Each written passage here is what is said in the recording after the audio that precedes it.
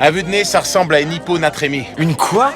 Il a une crampe à la jambe. Ah ouais, une crampe de concours. Comment vous appelez-vous? Moi, c'est Charlie. Les secouristes demandent à Charlie quand il a bu de l'eau pour la dernière fois. Charlie répond avec difficulté que C était hier après-midi, pour rendre ses muscles encore plus dessinés. Iles était imposé une déshydratation extrême. Avant qu'on relance vos électrolytes, répondez honnêtement à ma question. Vous vous dopez?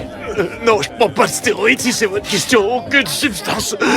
Histoire se déroule lors d'une compétition de bodybuilding. Le présentateur annonce que le concours entre dans épreuve la plus importante, la démonstration des poses. Les participants exhibent le résultat de mois d'entraînement. Mais lorsque le présentateur donne l'instruction suivante, le mouvement de Charlie devient soudain étrange et rigide. À cet instant, tout l'équilibre de son corps effondre. Ses muscles ne sont plus un symbole de puissance. Ils deviennent la prison qui l'emprisonne. 911, quelle est votre urgence? Je travaille pour les championnats régionaux de bodybuilding qui ont lieu à Venice Beach et l'un des concurrents est coincé.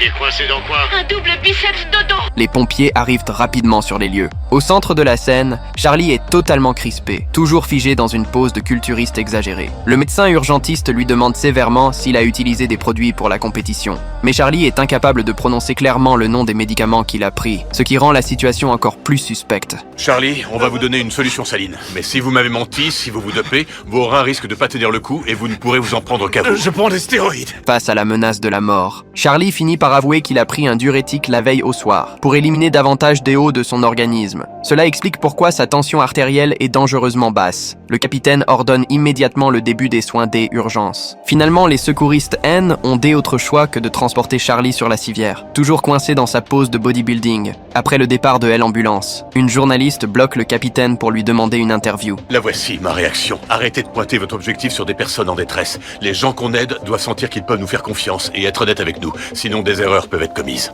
Je suis sûre qu'on pourra l'utiliser.